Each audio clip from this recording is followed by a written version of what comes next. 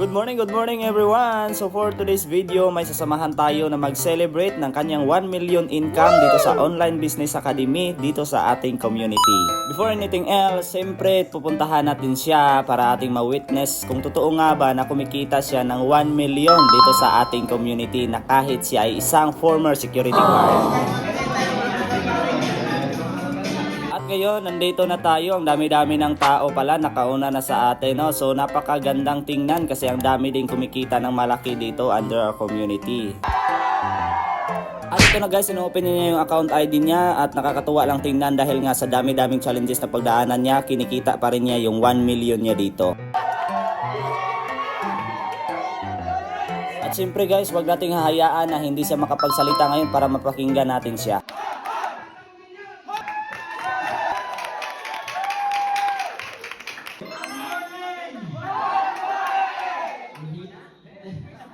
Ayan, parang nakabahan talaga ako kasi hindi ako sanay magsalita sa ganito, maraming tao. Okay? Pero sa online, sanay na kasi dyan tayo nagsisimula.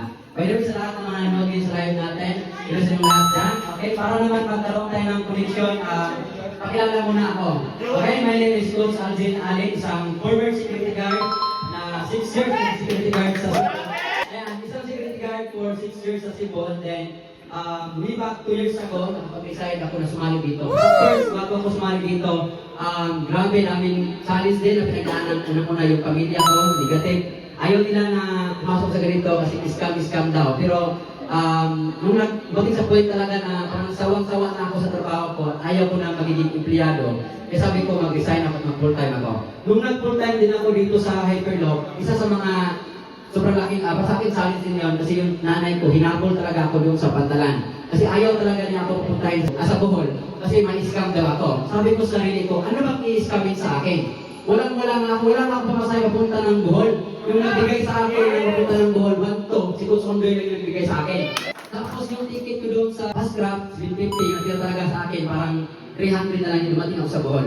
Kaya sabi ko, grabe, buti na lang talaga na tuloy-tuloy na ako dito. Pero nandun, marami dito mga hackers ngayon na nag-uumpisa pa lang. Ito lang masabi ko sa inyo na ito sa negosyo na pinasukan natin ngayon para natin panran. Okay, para itong panran na hindi tayo lahat makarating sa finish line. Kung nakikita niyo, may kasamahan tayo na nauna, nahuli, tandaan niyo, huwag ka lang tumigil. Huwag ka